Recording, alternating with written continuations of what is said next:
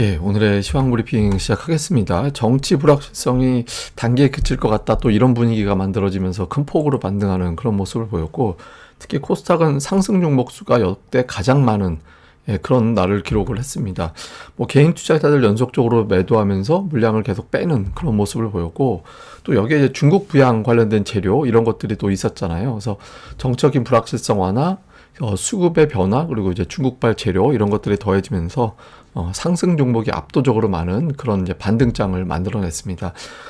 반등을 만들었던 뉴스들 보면 비상계엄 사태 이후에 이제 숙사가 속도를 좀 내고 있다. 그리고 여권에서 탄핵 표결에 찬성할 것이다. 이런 이제 의원들이 계속 등장을 하고 있잖아요. 그래서 이런 것들이 나오게 되고, 또 지금 일부에서 이제 중국의 경기 부양하고 또 맞추는 측면도 있거든요. 왜냐하면 우리가 이제 기존의 정부는 중국하고 관계가 그렇게 썩 좋지는 않았잖아요. 근데 만약에 이제 정권이 바뀌게 되거나 현재도 또 다른 여권에서 다시 된다라고 치더라도 중국과의 관계가 좀 개선될 가능성이 있고, 이렇게 되면 중국의 경기 부양책하고 맞물리면서 우리나라 지표들이 좀 좋아지는 계기가 될 수도 있을 것 같다. 이런 분석도 일부 있었거든요. 그래서 이런 것들이 전체적으로 긍정적으로 작용을 했고요. 그리고 미국 통화 정책에 대한 불확실성, 그러니까 트럼프가 파월 의장을 교체하지 않을 것이다라고 언급을 하면서 미국의 금리 정책도 급격하게 변하지는 않을 것 같다.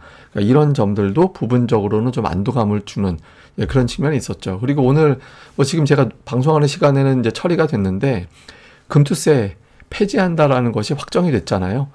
이런 것들, 그다음에 예산안도 역시 증액 하자 이런 어떤 여권의 안이 있긴 했었습니다만은 이제 감액되는 상태로 처리가 됐죠. 그러니까 일부 외국인들 중에서는 그 예산안이 어떻게 될지 이 부분도 잠재적으로 또 리스크로 보는 그런 측면이 있었거든요. 근데 이런 부분들도 이제 좀 완화가 되면서 전체적으로 걱정한 게 완화가 됐다. 그래서 어제 걱정해서 빠진 걸 오늘 그런 부분들이 완화가 되면서 그대로 복원을 해놓는 그런 모습을 보였습니다.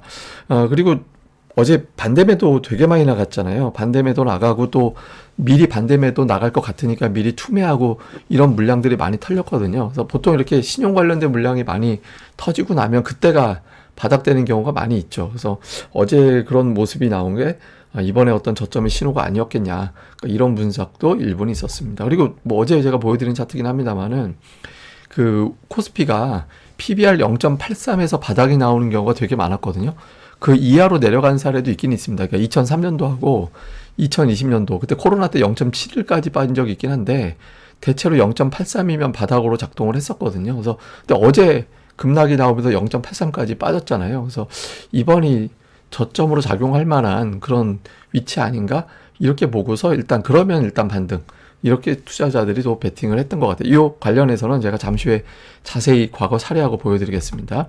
그리고 이제 수급의 변화도 주목을 하는 게, 이건 어제 버전이에요. 제가 어저께 제일 특이하게 봤던 게 뭐냐면, 시장이 급락을 하는데 외국인들이 선물 옵션 포지션을 안 바꾸더라고요. 그러니까 대략적으로 그러니까 2,400 정도 밑으로 내려가면 손실로 바뀌게 되는 포지션이었는데, 어제 그 마감할 때도 저걸 안 바꿨었어요. 그래서 외국인들이 왜 안 바꾸지? 그러니까 이걸 깰 정도로 시장이 안 좋은 건가 했는데 오늘 그대로 좀 복원을 했죠. 그래서 외국인 투자자들이 그냥 버티고 있었던 이유가 있었구나, 이렇게 또 해석되는 것 같습니다. 그리고 오늘 코스닥이 상승 종목이 1,591 종목이었거든요. 이게 역대 최대예요. 물론 이제 이게 상승 종목 수만 가지고 역대 매수 강도를 따질 수는 없어요. 왜냐하면 상장 주식 수가 계속 바뀌었기 때문에 상승 종목 수는 지수가 강할 때 늘어날 수밖에 없어요. 그래서 이거 자체를 매수 강도가 제일 센 날 이렇게 평가할 수는 없는데, 그냥 최근에 3년 동안 놓고 볼 때 이 정도면은 상당히 강했구나, 이 정도로 우리가 이제 가늠만 해보는 거죠. 근데 어쨌든 오늘 상승 종목 수가 역대 최대. 근데 어제는 하락 종목 수 역대 두 번째였거든요. 그러니까 시장이 이렇게 폭락하고 나니까 폭락했던 상황이 좀 비정상적으로 좀 우려가 과도해서 빠지다 보니까 그런 거는 좀 심했어라고 하면서 오늘은 일제히 또 신용 물량까지 터지고 나서 일제히 좀 상승 쪽으로 확 돌리는 그런 모습이 나왔고, 또 하나 주목해 볼 만한 거는 거래대금인데, 오늘 코스닥 거래대금이 7조 4천억 원 정도 나왔거든요. 그러니까 최근 들어서 가장 많았어요. 근데 제가 이거를 왜 주목을 하냐면, 어제 급락으로 인해 가지고 전체 시가총액이 떨어진 상태였잖아요. 그러니까 평평한 상태에서 저 정도 거래대금 나오는 게 아니라 빠진 상태에서 거래대금 나왔으면 저게 평평했다면 한 8조 원에서 8조 5천억 정도 거래대금이 터진 것과 마찬가지가 되거든요. 그래서 빠진 상태에서 물량을 걷어들이는 힘이 평소보다는 좀 강했다. 물론 이제 여기엔 단타도 많이 섞여 있을 거예요. 그러니까 급락하면 원래 단타가 많이 섞여서 올라오거든요. 그래서 단타 비중이 제법 높을 것 같긴 한데 예, 거래대금 측면에서도 나름은 의미는 좀 있었다. 이렇게도 보여지는 것 같습니다. 그리고 이제 뭐 어제 하락이 외국인 매도 없이 빠진 거였잖아요. 그러니까 이게 개인 투자자들에 의한 어떤 하락이었기 때문에 아마 이것도 좀 반등하기 쉬웠던 그런 조건이었을 겁니다. 뭐 아침에도 보여드린 겁니다만은. 그리고 이제 또 하나는 오늘 코스피 같은 경우는 특징이 뭐였냐면 지수가 50포인트 넘게 올랐는데 시가총액 빅4는 그다지 기여를 못했어요. 예, 삼성전자가 그나마 1.1%밖에 안 됐거든요. 근데 나머지는 뭐 하락한 종목도 제법 있었고, 그런데 저는 삼성전자가 오늘 나름대로 역할을 했다라고 보는 게 자사주 매입 신청을 오늘 150만 주를 했어요. 예, 그리고 거의 다 장중에 체결을 했던 걸로 보여지거든요. 최근에 삼성전자 자사주 매입 신청은 70만 주에서 100만 주였어요. 근데 오늘 150만 주를 했죠. 그러니까 물론 이제 전체 거래량하고 비교를 해보면 뭐 엄청난 비중은 아니지만 저 정도라면 투자자들은 이거 삼성전자 오늘 웬만하면 마이너스 안 난다.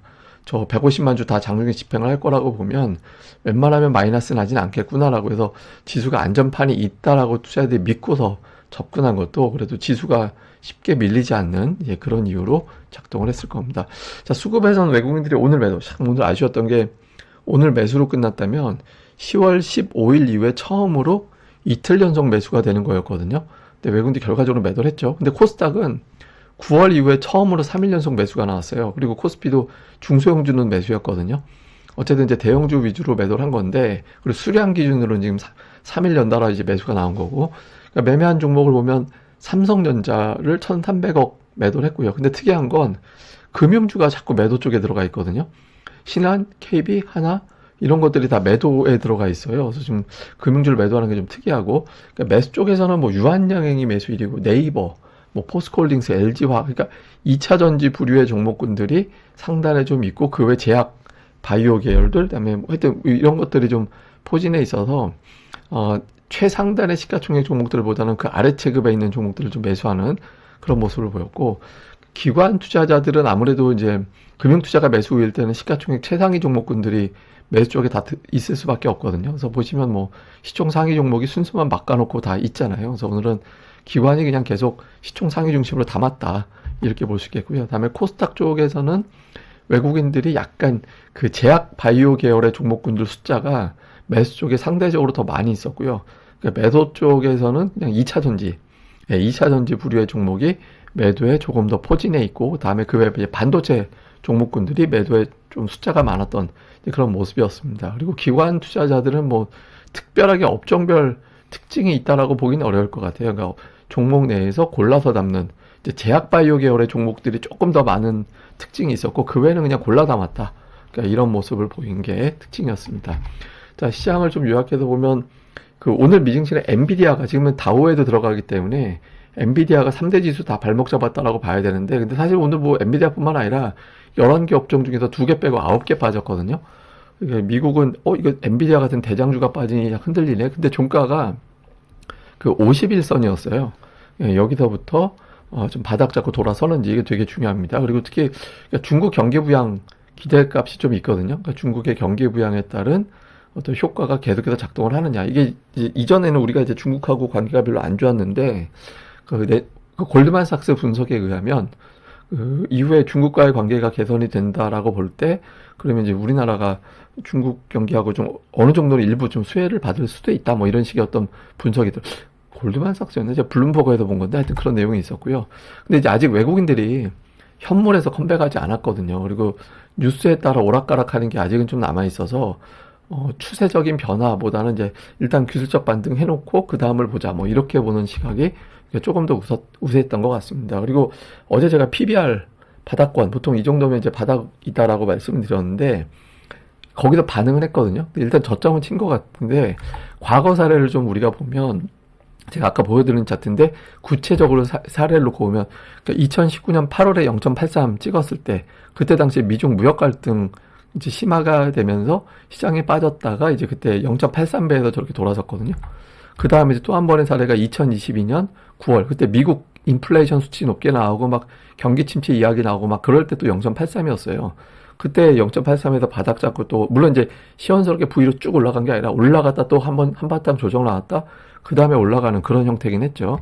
자, 그 다음에 작년도 10월, 그러니까 미국 금리에 대한 걱정, 그 다음에 이제 테슬라, 엔비디아 같은 대형주들이 빠지고 중국 부동산 리스크가 일부 다시 또 재점화될까? 이렇게 걱정이 있고 막 그럴 때였거든요. 근데 그때 보면 또 그때도 올라갔어요. 그 대체로 보면 0.83배부터는 대체로 바닥을 잡고 돌리는 시도가 있었거든요. 근데 지금도 과거 사례 보면 저렇게 가야 정상인데 이게 지금 정치 뉴스라는 거에 워낙 투자들이 민감해져 있는 상태라서 지금은 이제 변동성이 조금 더 있을 것 같다. 다만 이제 0.83에서 바닥이 치는 걸 투자들이 봤기 때문에 어제의 저점이 이번에 저점으로 작용할 가능성이 일단은 돌발 재료가 없다라면 또 높아 보인다. 이렇게 이제 투자들이 보고 오늘 장에서 적극적으로 이제 매수를 붙였던 걸로 일단 보여집니다. 아이고, 이제 좀 돌렸으면 좋겠네요. 이게 투자자들이 되게 많이 어려웠던 것 같아요. 이게 제가 그 주변 사람들한테 캐릭터가 얘기 많이 들어주는 캐릭터라서 여기저기서 전화 되게 많이 받거든요. 뭐 주식 투자하는 사람들이나 아닌 경우나 되게 많이 받는데 많이 어려워하더라고요. 예, 제가 인정하는 고수분들도 쉽지 않은 장이라고 많이 어려워들 하고 있었거든요. 그래서 어제 딱 그런 거 보면서 진짜 이래서 바닥인가? 뭐 이런 분들조차도 힘들어할 정도면 되게 바닥인가? 뭐 또 그런 생각도 역으로 들긴 하더라고요. 근데 그게 되려면 감으로 되는 게 아니라 현물에서 수급이 좀 바뀌어줘야 되거든요. 그러니까 개인들이 지금 12월 들어서 4조 원 팔았습니다. 그러니까 4조 원 팔았는데 그 자금의 일부가 주식시장으로 다시 들어와 주는 게 또 그것도 좋은 거고 무엇보다 이제 외국인들의 현물에서의 컴백이 되게 필요하거든요. 그래서 그런 것들을 보면서 우리가 계속해서 이제 가늠을 해봐야 될 것 같습니다. 예, 그럼 또 하루 또 잘 보내시고요. 저는 또 다음에 뵙겠습니다. 이 방송 구독하기 그리고 이제 좋아요 꼭 부탁드립니다. 감사합니다.